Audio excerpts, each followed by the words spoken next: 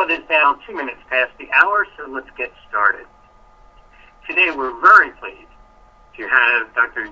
Jazir Radiante today to talk to us about the Center for Integrated Emergency Management and how they're using XchangeCore in some very innovative ways. I think you're going to find the variety of different technology projects that are going on at the center fascinating, and they are in the midst of putting XchangeCore in the center of a number of different technologies to create an information sharing environment.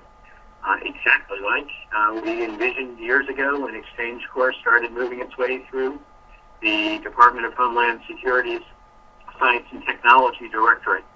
As you know, it was then supported for a couple of years of more innovation in the XchangeCore technology through the Northern Command of the Department of Defense. And then a year ago, a little bit more than a year ago, the software was graduated from DHS Science and Technology through a grant to the National Institute for Hometown Security in Kentucky, which is hunting the transition from a research and development science project to a fully operational, as it is today, open source community managed by the people, the users.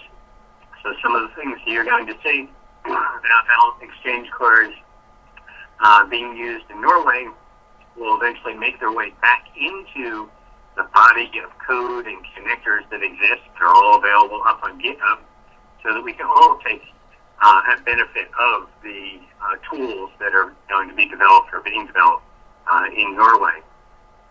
This is the first of a couple of international ventures. We have one scheduled coming up with Australia that has been using XchangeCore for almost 4 years, processing literally hundreds of thousands of incidents through the state of Queensland, and proving every day the reliability and value of XchangeCore. They'll be presenting either in February or March. They haven't quite decided yet, but we'll be getting that one up and running fairly soon.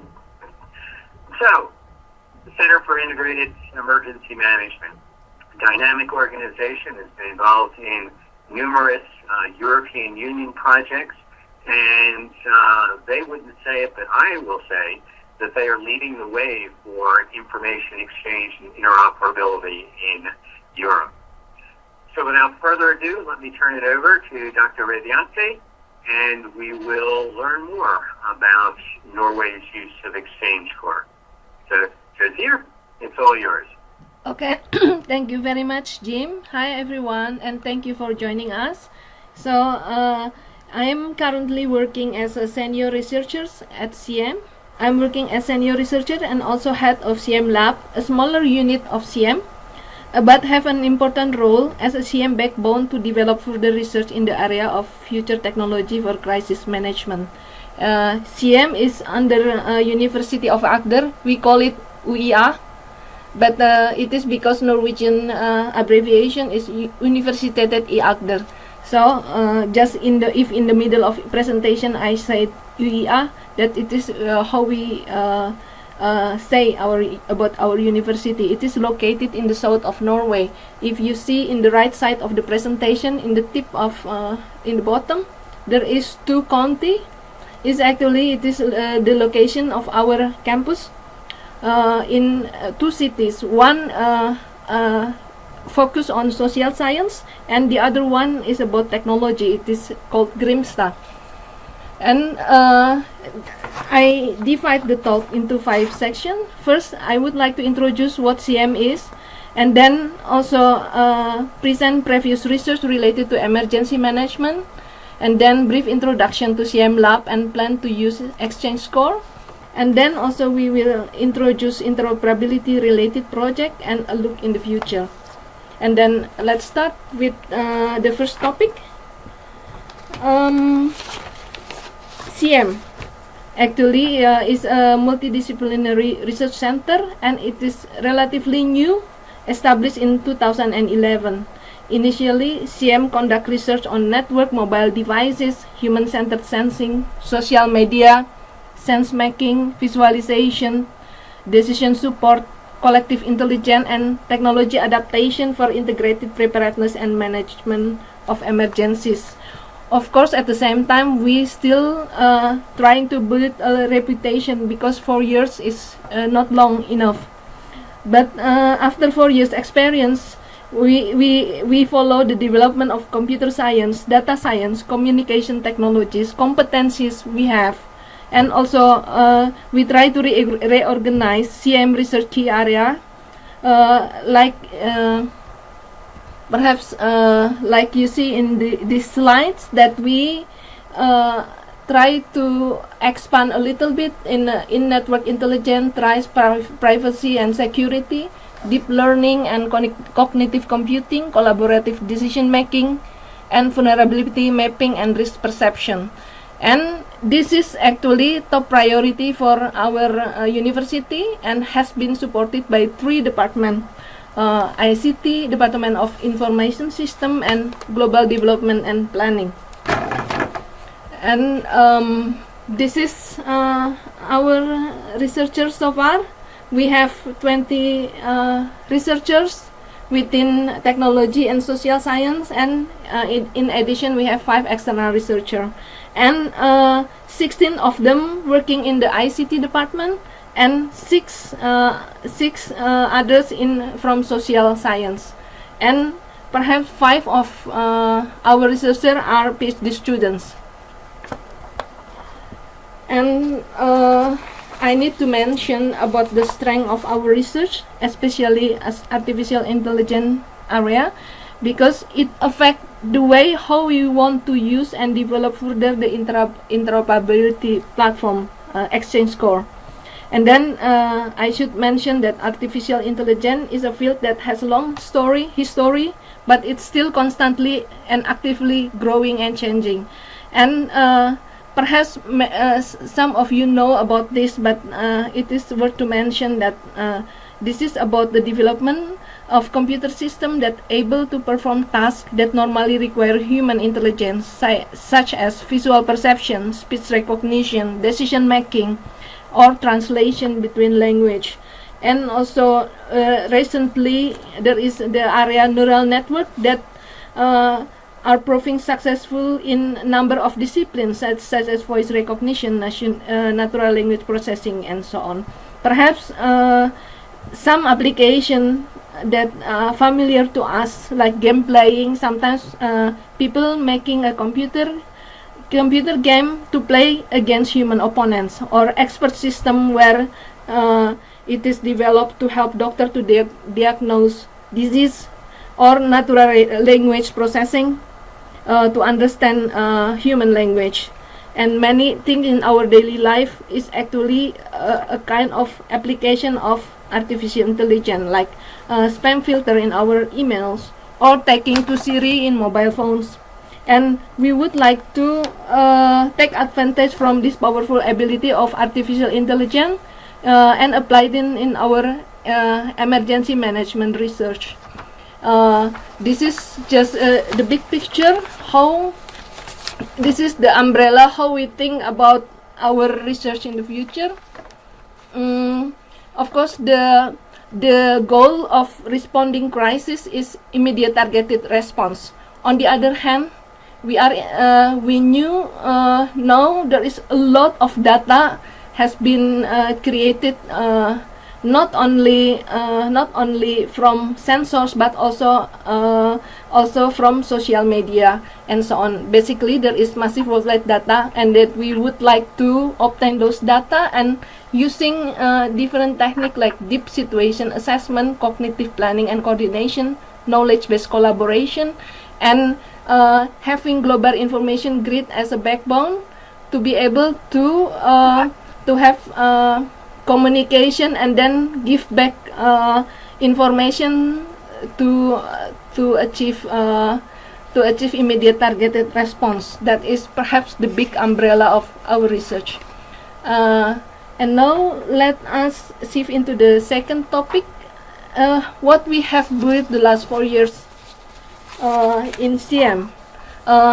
This is just to introduce how we finally end up with XchangeCore, to understand this process.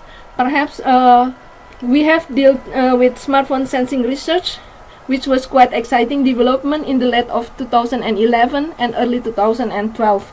In other words, we were greatly inspired by striking rapid development in embedded sensors in mobile device, human-centered sensing, and ubiquitous computing.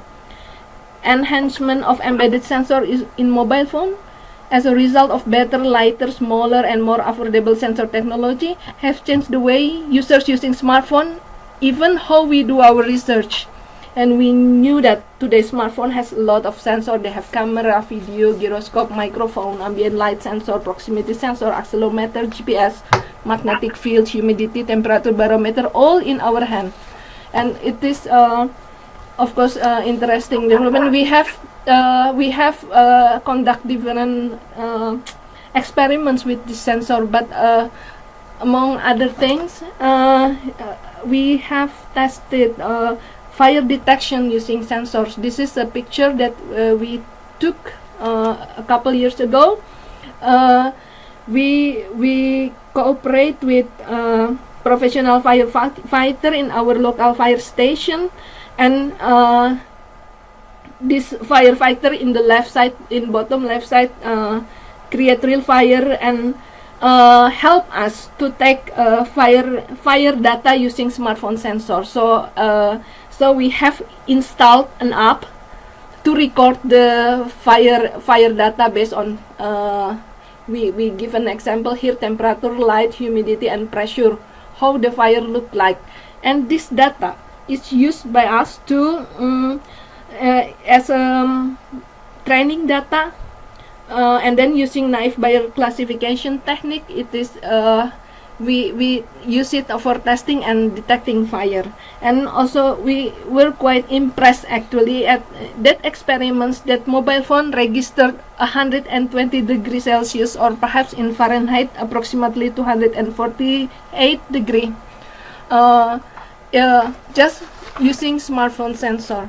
So I think and the phone is still works until now.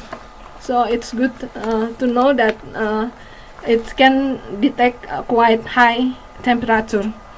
This is one experiment, and the next experiments we cooperate with local fire drill in relation to terrorist attack scenario in Mandal city center. It is another small town in near to the south, but a little bit west of Norway, and the drill was considered a big scale.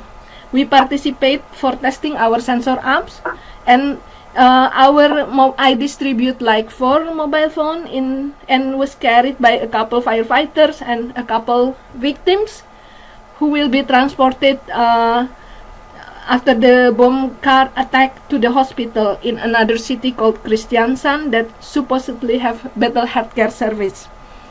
And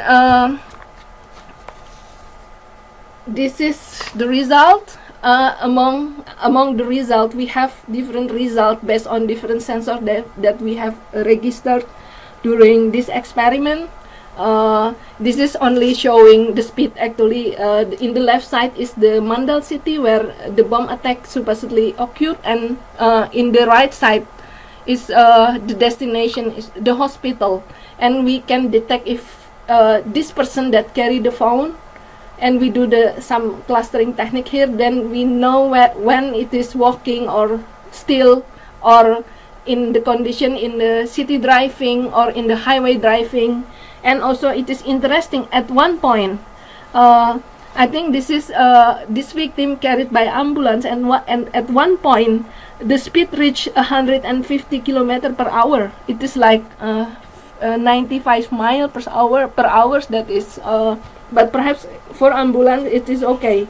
But most Norwegian road maximum speed Norwegian road is like 63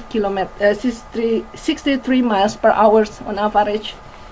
Yes, but that is of course the interesting thing. And we also have data on temperature, or for example on pressure, how at the same route we can differentiate if it is dark, if it is light, and so on.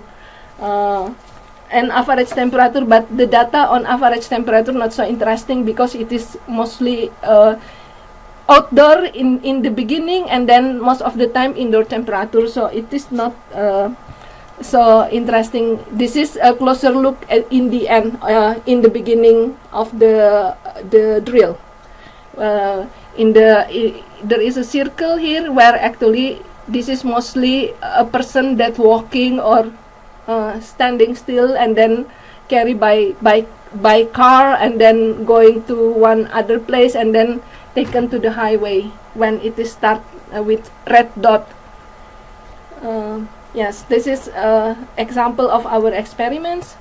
And next we have tested a kind of indoor localization, because as we knew that GPS in the smartphone is often not accurate, and sometimes some meter from the building, I mean the actual location of a person is sometimes a bit far from the building, and we try to develop a technique to locate people and tested it with the student, but we consult the scenarios, and this test were observed by professional firefighters, which is a good experience for us too. So what we from this experience we realize how much data we can produce or obtain, how much data we can analyze and use for data visualization, geomapping, classification, and so on. And we were glad to find XchangeCore that we think can bring further the CM research and offering possibilities to cooperate closer with practitioners and bring further our research. And we think that it will be the main part of CM lab. Of course, the reason of our interest due to its capability to organize all data into common data, common operational data, and can be delivered real time, can integrate different applications, and so on. Yes, and then therefore I also would like to, because our plan will be attached to CM lab, I also would like to explain a little bit what is CM Living Lab. CM Living Lab itself has been defined as a real-life test and experimentation environment where user and producer co-create innovation.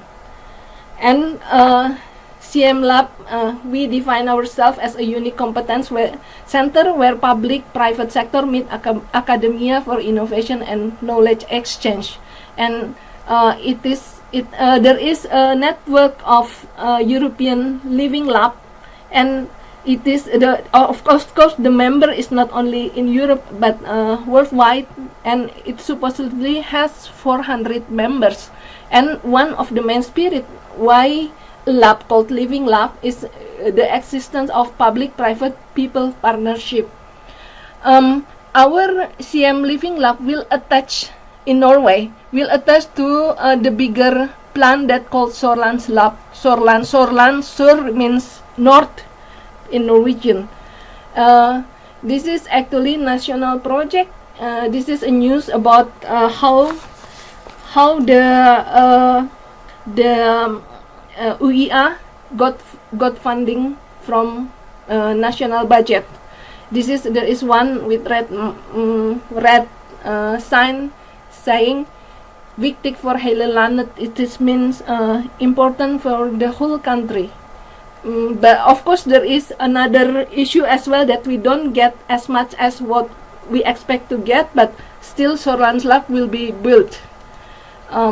To have a sightseeing a bit to our campus. This is the white building here in this presentation is the university, so the campus, and the new building Sorlands Lab is in the front in this picture, although in the actual location actually it is in the back part of the university, but in this picture it is in the front.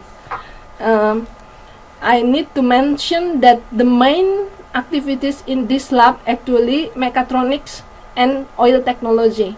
but CM Lab will be a part of this, meaning that CM Lab will be in the highly professional environment. At this moment, we don't have physical building, but we have infrastructure to build the lab itself.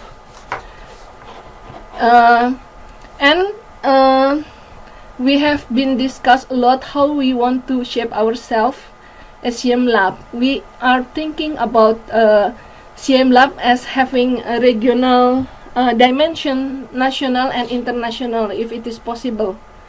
And then we have 4 pillars to build a lab as a first technology research, and second collaboration platform will be based on XchangeCore, and knowledge exchange is much more how to link with people. And then experimental control room is much more physical things. We only able to have the number 4 if the lab is built. It is supposedly will start this early spring, and I know that it is still back and forth about the drawing of the building. But for today's presentation, we only look at number 1, number 2, and number 3. Yes. So computer science, data science, machine learning technique, mobile and wearable devices, sensor are among technological research and development we would like to pursue, because at least we have some experience a little bit in this area, and we hope that we are able to propose a technological solution, for example, to massive big data stream in a disaster context, and store it and share it and use them as a common operational data. And this is one of example I just mentioned, that we are interested in mobile and wearable devices. This is an example, another experiments that we had using smart glasses. This is not Google glasses, but we have 4 pieces of Epson Moverio. This is the differences is that I think the electronics not in the glasses, not all electronic in the glasses. People say that Google Glass make you feel warm in the head because all electronics is in one side of the glasses. This one have additional tools to control the use of the glasses. But the point here is that we have a kind of experiment to use smart glasses, and then it can take pictures. It can take picture and store it, send it in the server, and the server will working based on deep learning modules and try to classify the image and send back to the glasses. At this moment, it's very basic experiments, and then it can recognize, for example, this object is cellular phone or remote control or model. If you this is what the glasses user would see, then meaning that this text coming from classification technique that has been done by the server. Of course, then we also would like to bring it further with all kind of different devices, and I need to mention as well that we just invest on GPU, graphical processing unit, that supposedly can provide up to 150 times faster calculation compared to CPU. And of course, it open up the opportunity for better machine learning technique and application in this area, how to process image and so on. Yeah, this is only an example how we might think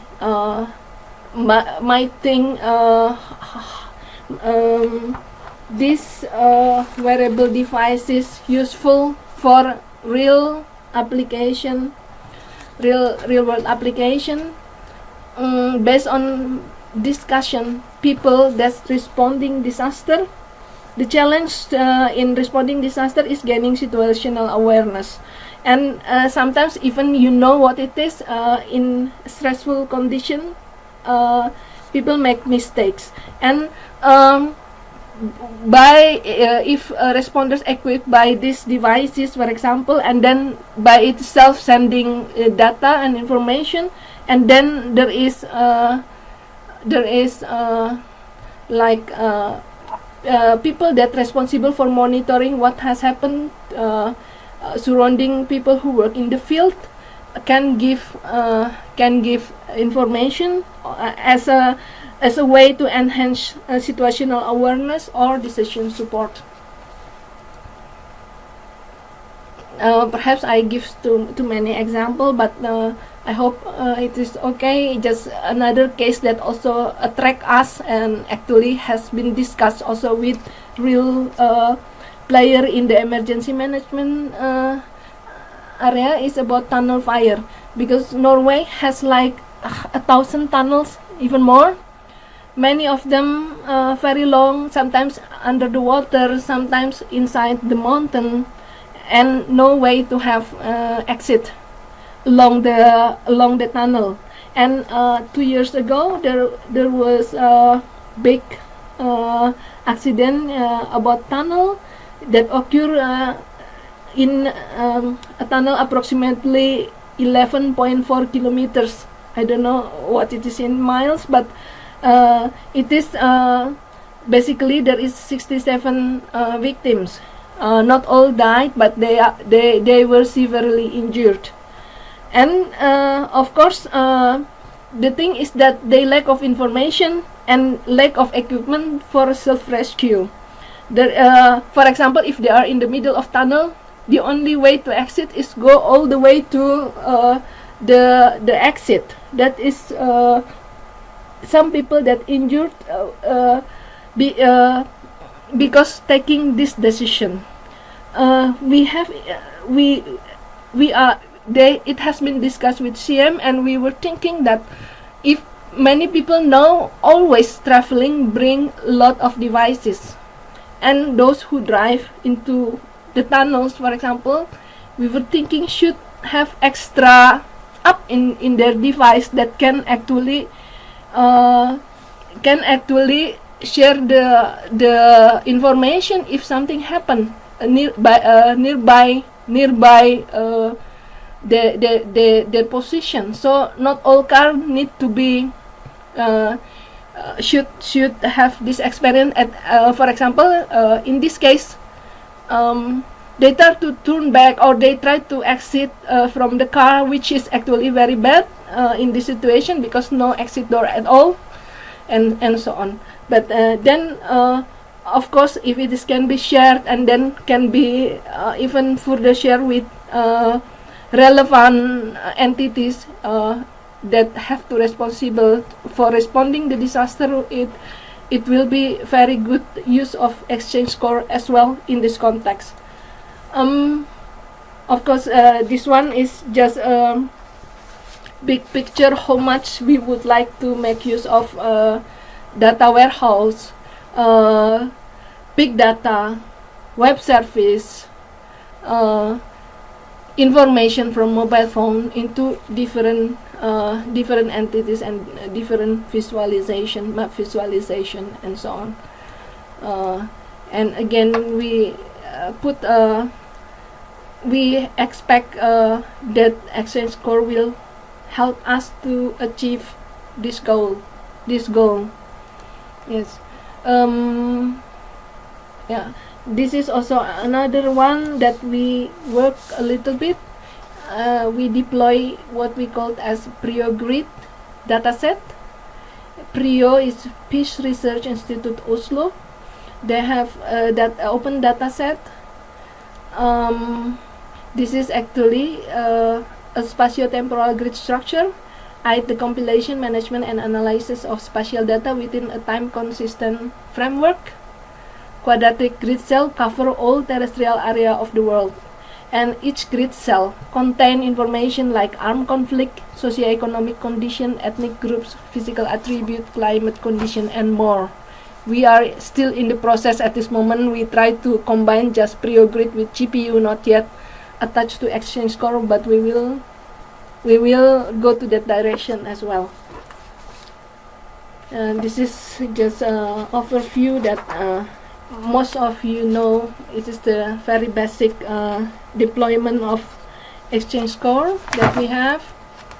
But then, as a collaboration platform, since this initiative coming from Research Institute, at this moment we are working on building trust and collaborate with actual emergency actors, and at this stage we try to deploy more XchangeCore in different servers actually, and each server we hope to imitate the real world practice, how each one connected to each other and share and having agreement what kind of data they can share or cannot share, and then we would like to cooperate as well to if possible to share some data that can be accessed by for research purpose, and so on. And we, to a certain degree, get support about this from local practitioner. And this is also another thing that we have deployed several open source platforms that adapted to support the plan to support our research in general. For example, Crisis Tracker that can collect real-time Twitter data, and Ushahidi that is a platform for crowdsourcing. If we manage to store information in the database and make it useful information, we hope also there is something useful out of this plan. This is also the stage where we would like to cooperate and invite local industry to share their technology or their app, in if there is any possibility for interoperability and integration, and make us link together. Some symbol here, Kommune is municipality, and we have Oosteragder Brandwezen, it is fire station, and Politiet is police, and some that have symbol here is the one that supports our project for next 3 years. And we will enter the next proposed project called Cellar.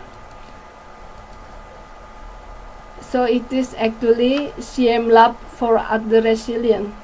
The acronym Cellar is also referred to laying foundation for CM Lab, because this is what we would like to do. We don't have building, we just have infrastructure.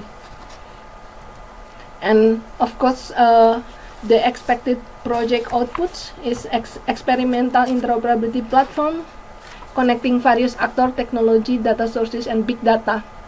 And then number 2 and 3 will follow, because number 2 and 3 will be a somewhat physical thing. I just need to mention that this is perhaps we will hear if it is funded or not in 2 weeks from now.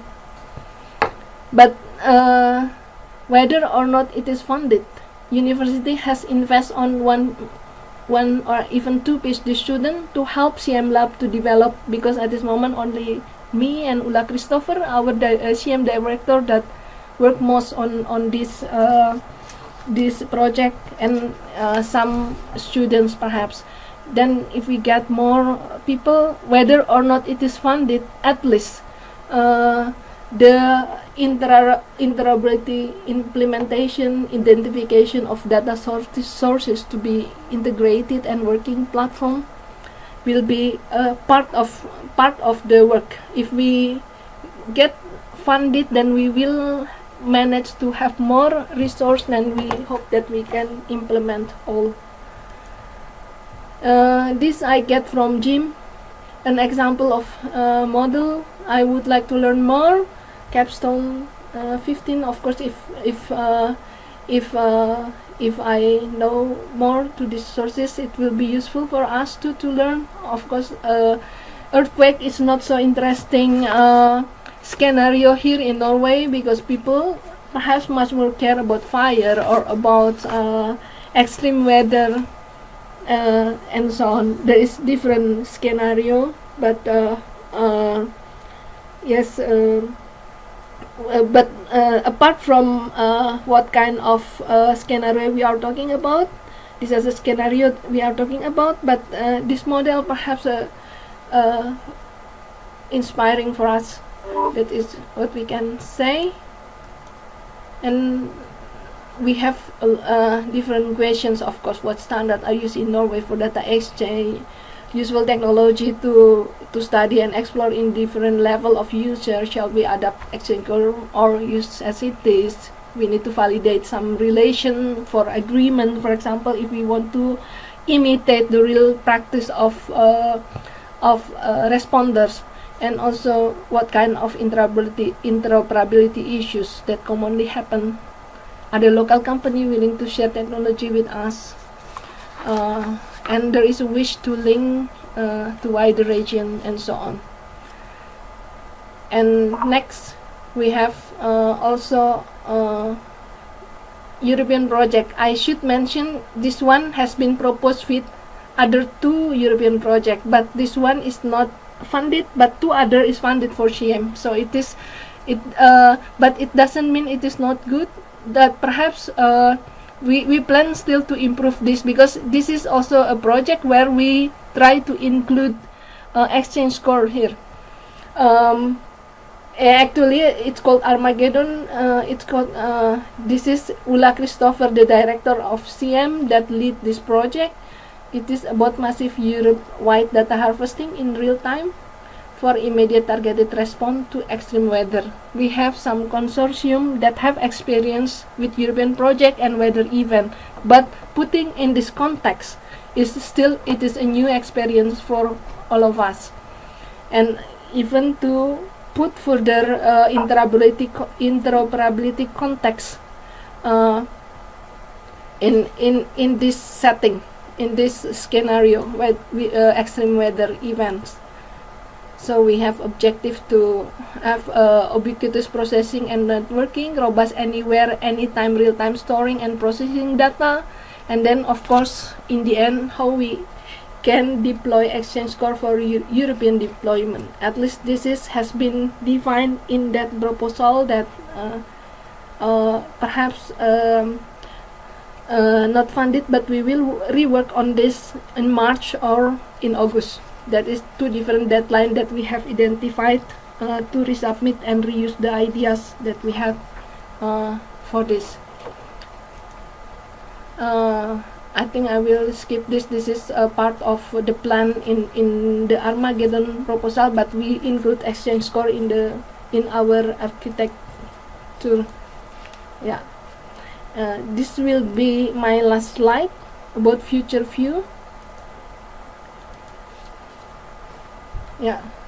Currently, we can say that we are in academic experiments, and we have fragmented research that is we know it could be useful, it must be useful, but it is still in pieces, and we would like to move further as not merely academic experiments, but academic experiments supported by public authorities experience. So therefore we would like to build dialogue, and we have some plan this year, workshop with them, and will include the thought about interoperability platform based on XchangeCore. And then of course in some years from now we would like to see that it could support real practical interoperability problems, both in a regional, national, or in European level. That is perhaps, but we are at least in the left part, academic experiments, we have something there, I can say. Yes, the end. Thank you. I hope, I'm sorry if I'm not presenting well, but I try to do my best for presenting this. Hope you find some of the ideas are quite interesting. Thank you. Well, thank you very much, Zira. I very much appreciate it. Fascinating presentation. Let me see whether there are any questions out there. I have a couple for you myself, but let me open it up for questions to anyone who would like a little more explanation of anything.